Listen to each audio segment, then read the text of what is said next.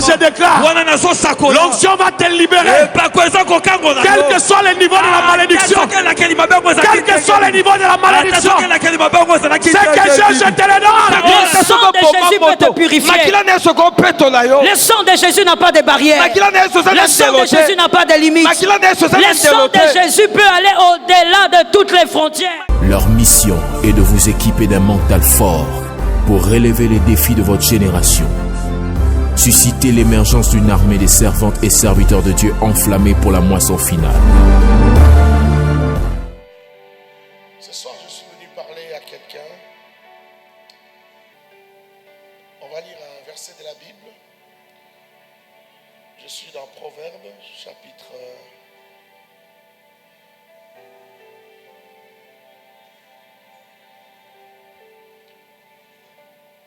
chapitre 9, verset 10. Le commencement de la sagesse, c'est la crainte de l'Éternel, et la science des saints, c'est l'intelligence. Amen. Amen bien. L'intelligence, c'est la capacité à s'adapter. L'intelligence, c'est aussi avoir beaucoup de connaissances ou la capacité d'emmagasiner des connaissances. L'intelligence, c'est le savoir-faire.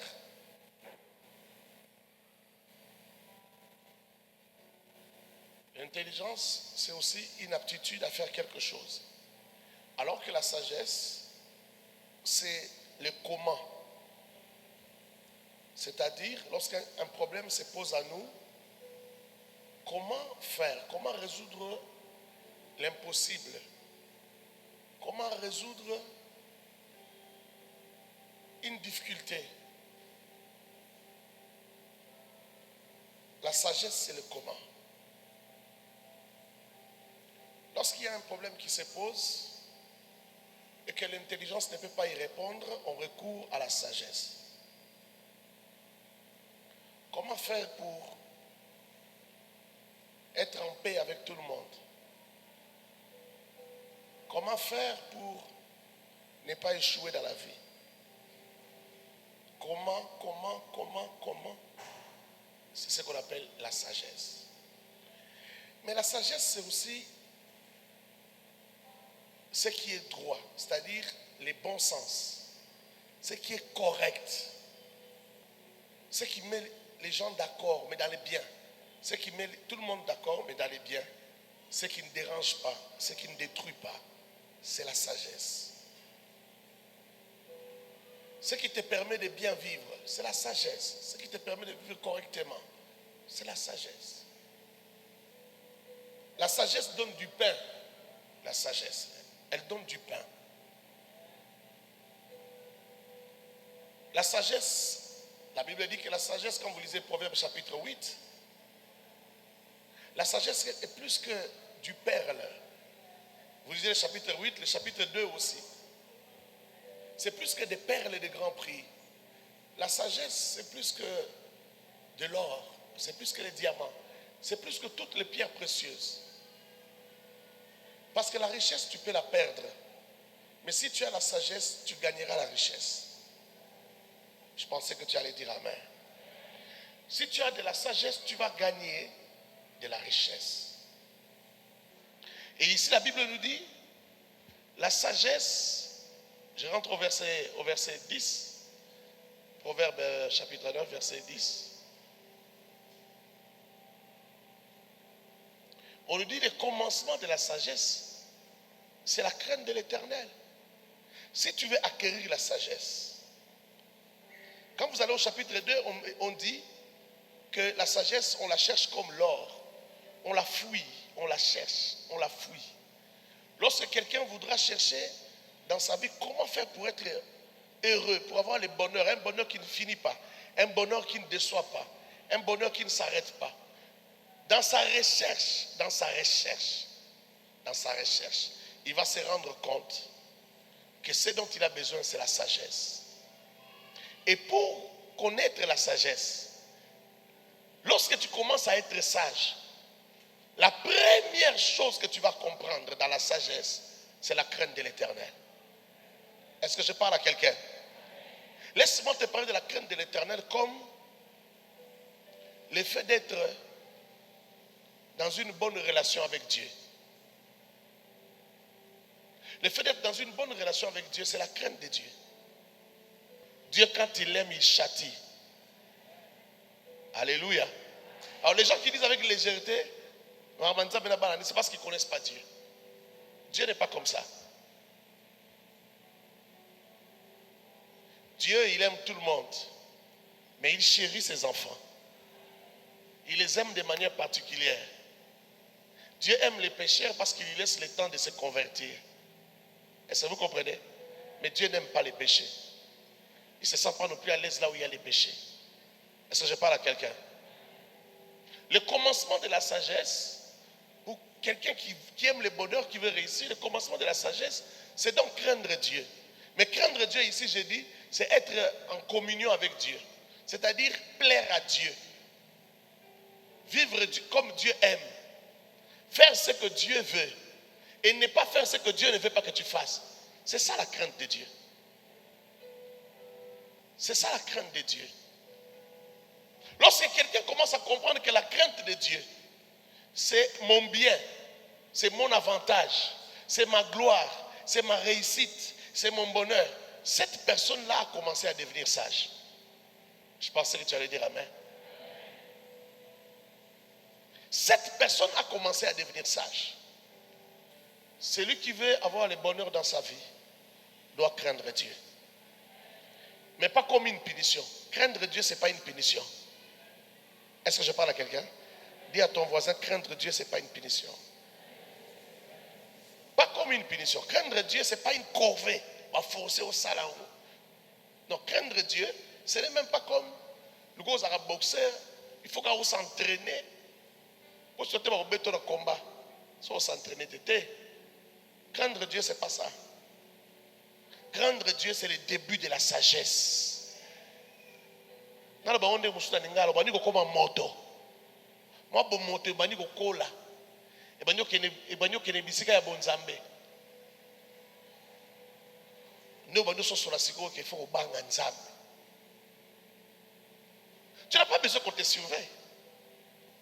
Les adultes dans la foi n'ont pas besoin qu'on les juge, ils se jugent eux-mêmes. Quand il a péché même dans les secrets, il souffre lui-même. Il n'a pas besoin que quelqu'un le dise pour qu'il souffre. Lui-même, il souffre déjà. Quand il n'a pas été correct, lui-même souffre. Parce que lui-même se condamne. Il n'a pas besoin que quelqu'un vienne le condamner. Il se condamne lui-même. Rentrons au verset, frère. C'est le commencement de la sagesse. Le commencement de la sagesse, c'est la crainte de Dieu. Dans la Bible, on parle de ça. Dans ce sens et dans l'autre sens aussi. Vous trouverez aussi un verset dans la Bible, je crois dans les psaumes. Si je ne me trompe pas, ça doit être psaume 109 ou 110, où on dit que la crainte de Dieu, c'est le commencement de la sagesse. Et ici, on dit le commencement de la sagesse, c'est la crainte de Dieu. Voilà maintenant la phrase qui vient après. C'est la science des saints. En lingala, je dirais ça, boyebi ya basantu. So, ça, mon santu, faut en boyebi wana. Est-ce que je parle à quelqu'un? Les gens pensent que lorsqu'on grandit, lorsqu'on monte, les choses qui sont en bas sont devenues négligeables, sont devenues inutiles. Non. Il faut monter à la joba makasi pour avoir escalier à moulaï. À tia mateli angon zete à kabuki manga. Après baby c'est bakata na bango escalier wana bakwa isa na bango wabi na na ngosu besoin te na station manga. Faut monter à la joba. So ça monter maï de fort bani. Botika escalier na osani. Ba bosani ke lo rematisa ki bango place bakoma ke zaki na nzambe bakutana ki na ko banga nzambe. Na ebite soko yoki. Na ebite soko comprendre. Ne lo rematisa ka bango.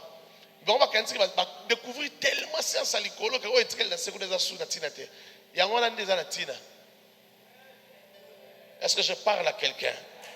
Nabi yango na ndeza na tina. C'est la science des saints. Et puis après on dit, c'est de l'intelligence. Daniel aussi le dit, dans Daniel chapitre 12, verset 3. On dit, ceux qui auront été intelligents brilleront comme la splendeur des cieux. Et ceux qui auront enseigné la justice à la multitude brilleront comme les étoiles du ciel. Pour l'éternité, tu brilleras comme la splendeur des cieux si tu es intelligent. Donc, connaître Dieu, craindre Dieu, c'est de l'intelligence. Est-ce que je parle à quelqu'un? On dit des choses très différentes. C'est pourquoi j'ai commencé par te définir c'est quoi l'intelligence et c'est quoi la sagesse. Ce verset-là dit des choses très différentes. C'est le début de la sagesse, mais c'est de l'intelligence. C'est-à-dire, c'est le fait d'être éveillé. C'est le fait d'avoir la capacité de comprendre, mais la capacité aussi de s'adapter dans la vie. Ça veut dire que tu as été capable de trouver ta voie. Si tu sais craindre Dieu, ça veut dire que tu as été capable de trouver ta voie. Dieu mérite le respect. Est-ce que je parle à quelqu'un? Dieu mérite le respect. Quand Dieu commence à trouver que tu veux détruire ta vie, il va frapper. Si Dieu ne te frappe pas, ne sois pas content. Quand Dieu ne te frappe pas, ça veut dire qu'il s'en fout de toi. Est-ce que je parle à quelqu'un? Quand un parent ne punit plus son enfant, ça veut dire qu'il s'en fout, qu'il devienne tout ce qu'il veut. Tu as besoin de craindre Dieu. J'ai dit à quelqu'un, c'est un besoin. Et c'est un besoin pour toi. Tu as besoin de craindre Dieu. C'est une nécessité pour ta vie. Tu trompes ta femme, mais tu ne gagneras rien, tu pleureras. Si tu veux plaire à Dieu, la première personne que tu dois combattre, c'est ta propre chair. La Bible dit que Dieu ne tente personne. Ce sont vos convoitises. Lorsque vos convoitises ont été conçues en vous, ce sont les convoitises qui vous amènent au péché. Un homme ne pêche pas, une femme ne pêche pas seule s'il n'a pas d'abord convoité. Avant de pécher, on convoite d'abord. Biloulé là, on convoite d'abord. Si tu veux combattre ta chair, ne combat pas au niveau du péché. Ne combat pas au niveau des conséquences du péché. Combat-toi toi-même, mais au niveau de la convoitise, au niveau de tes pensées. C'est à ce niveau-là. Tu sais pourquoi toi tu n'arrives pas à vaincre le péché? Parce que tu regardes la pornographie. Tu sais pourquoi tu n'arrives pas à arrêter de te masturber? Parce que tu penses aux choses sales. Dans ta tête, tu penses aux choses sales. Ça suit ta tête. Comme ta tête est déjà souillée, ton intérieur est souillé, tu vas commettre les péchés.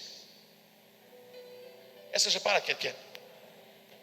Si la pensée de voler, même l'envie de posséder quelque chose qui n'est pas à toi, monte dans ta tête et tu chasses cette pensée-là, il te sera difficile de voler.